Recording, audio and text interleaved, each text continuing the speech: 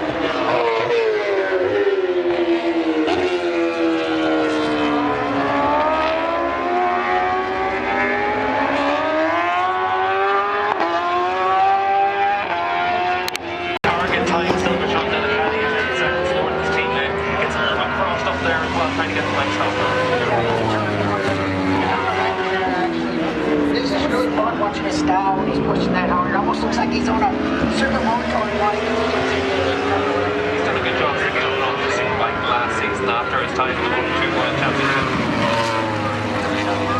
The opportunity to try and find a little bit more time to get the lap. Down by a second compared to Josh Herron's fastest time. Alright guys, if you're ready to go get your Olin's equipment, all you gotta do is come see the support truck here at the MotoAmerica races or go to olins.com. Hi, my name is Josh Marsh, trade marketing manager at Aprilia Americas.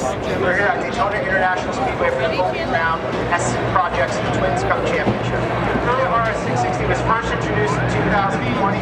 Not only did it see tremendous success in showrooms across the world, it claimed the Twins Cup Championship in its first attempt in America.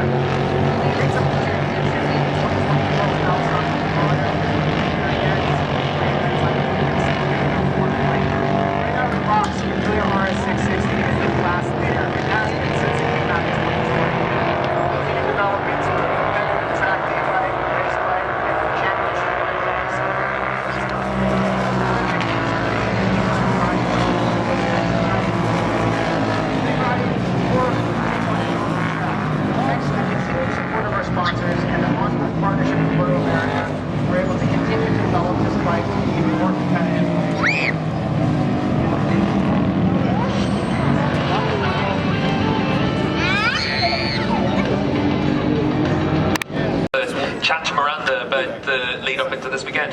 Yeah, and she's in a different position now. I'm talking about she's got something to lose. Now if she crashes or makes a mistake, she's not used to that, and now she's got the target on her back as well. And obviously on that pole position, Miranda Kara Cable on the 25, and then Shane McGregor on the 4, 5, 7. That's our front row of the grid. Only 11 riders in the field for this weekend's race. But Freddie, when you look at what we've seen through the season so far, obviously every race weekend, everyone's gained a lot more experience compared to what they had coming into it. A good opportunity to have that growth.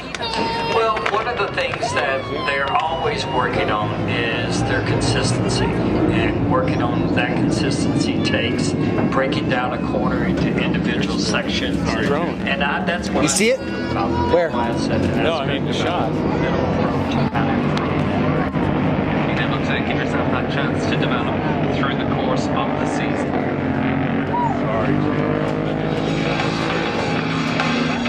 Royal Enfield Build Train Race is brought to you by Royal Enfield since 1901 and by Dunlop, the official tire of the MotoAmerica Championship Series. Here at the Ridge Motorsport Motorsport Park, a very technical racetrack for these riders here in the build train race class. And Rog, when you look at this circuit, this is one place where on these bikes in particular, it's a very different challenge. You're trying to carry your roll speed through here. It's not about having that top speed or the acceleration, but being able to get through the corner. Yeah, tight technical means a lot of challenges. It's hard to learn for the ladies coming here for their very first year of the elevation, all the way down to turn 9 up to 11. Finding those records always takes a while. You can see here for the riders, just the challenges they face, a lot of elevation changes, track running at a minimum as well, so you've got to try and learn all the way through the weekend as we get ready for the riders to come through. For the start of this 8-lap race, Miranda Kane on that pole position, championship leader and winner last time out, and we'll see here for the opening race of the weekend at the Ridge Motorsports Park. It's Miranda Kane on pole position on that 186. We wait for the red lights to come on and this race to get underway. As we get ready now for the start of the racing here at the Ridge, and it's a slow start from the second row of the grid from Casey Creer, but down in towards turn 1, it looks like it's a good start from Shane McGregor, and then also it looks like it's the 25 of Ciara Gable leading the way, and Ciara from the middle of the front row with a really good start to hit the front. This is what we saw last time out as well, Freddie. See there that everyone got through. That's one of the things we talked about, Roger, is unique about this circuit is the fact there's a chicane right at the start of the race, and getting through that is the most important thing, is to get through that safely. That's the thing too, not get caught up in somebody else's mistake as well through that chicane. So you can tell all the ladies were giving a little give and take through there. Obviously with 3 races this weekend, it's going to be interesting to see how they evolve on that opening lap as well, but Ciara Gable on that 25 leading the way and making that fast start. She's been the fastest rider in this class over the course of this season so far, with 2 race victories to start off the campaign before that crash in race 2 at MotoAmerica. And for Ciara, she's second in the championship standings. And you can see now at this stage as well, Rog, the importance of having that roll speed through these corners. It's all about having the momentum. And that's the thing for her coming from that crash. It wasn't just a little crash. That was probably one of the fastest, if not the fastest crashes she ever had. Come back from those, he's getting that confidence. The top 3 just making their way here. You can see already the top 3. Chapin, the reigning Junior Cup champion, will start from 5th on the grid. That's a look at him there, the orange and black, the Revzilla Vance and Heinz team. Experienced team, and as we've talked about so many times, not just this weekend but all season long, for these young riders, having that team around you, the experience, it's so important. It's huge, especially when you come to a track and talk all week about this track being tight and technical, and that's where for a young rider like Matt, having some good experienced team members trying to help you get that bike set up. It's a full grid, and a lot of our races, the Twins Cup, one of many categories that is over. SC Project Twins Cup, race 1 at the Ridge Motorsport Park. I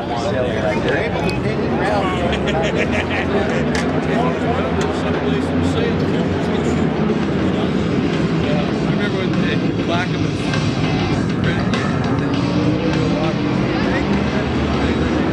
did the same thing.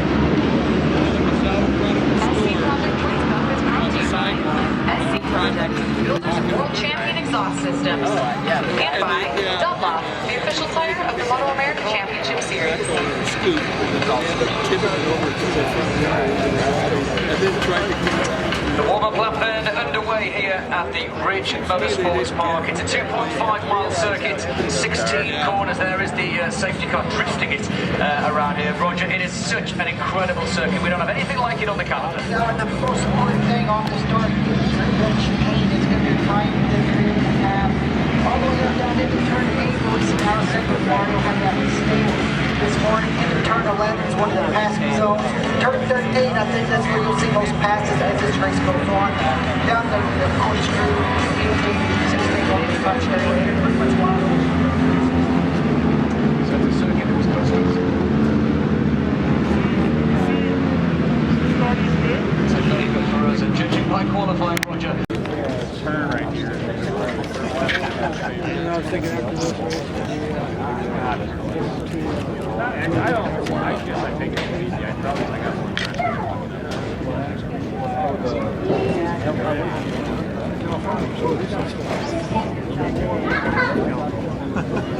My strategy in general is to get all the way as much as I can, hammer on the brakes, and just make it quick one turn.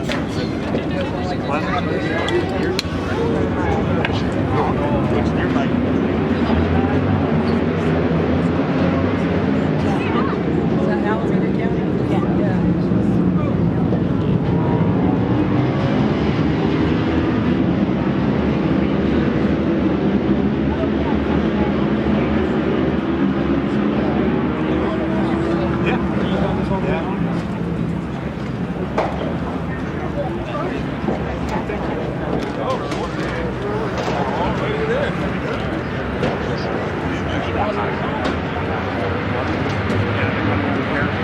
In towards turn number 6, this long left-hander. Matthew Chapin has moved up into second position.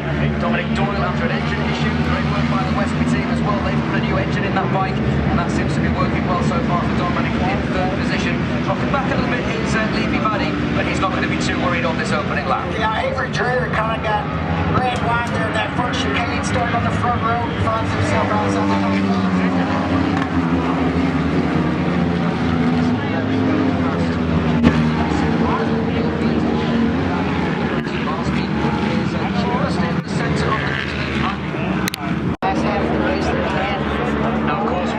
Swapping and the toing and throwing and the banging of bars. This is music to the ears of Alessandro De Mario. That gap now is 4.3 seconds at the end of lap number 3, and it's just playing into his hands. That first sector, that going back and forth, cost those guys a second and a half now. Wow. This is the battle for second and champion.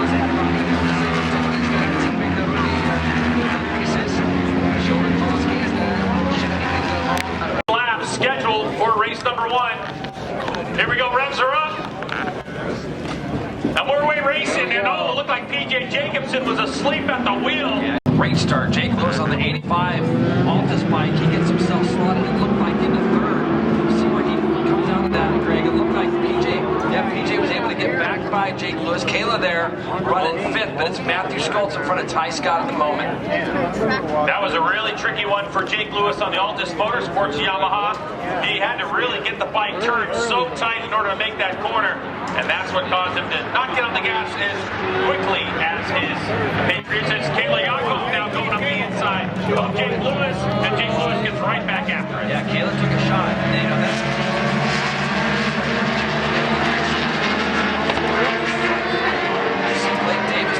he's going to take a shot on trying to ride around the outside of Kayla, and I don't think he's going to make that one stick. Kayla's going to get back into position and go back out to take it.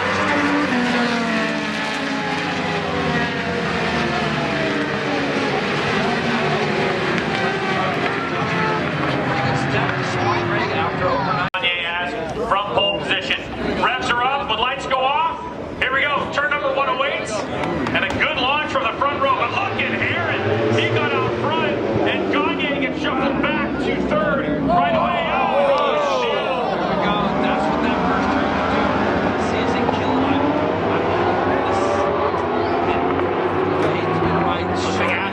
Ashton, I'm sorry, I forgot. We had that other Honda in there, it's Ashton Yates that has gone down, so yeah, let's see. I know there was somebody else involved in that. We saw that right straight, right? You kind of see that? Yeah, so but out front quickly, it's going to be Heron, Bobier, Gagne, and it looked like Escalante in 4th. So Heron is going to try to set the pace.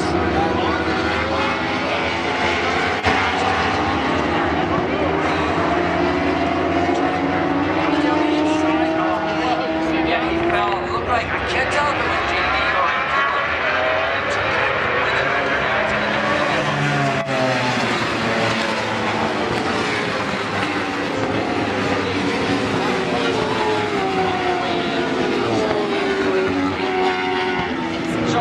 just getting this thing going. The rider 5th with the yellow accent.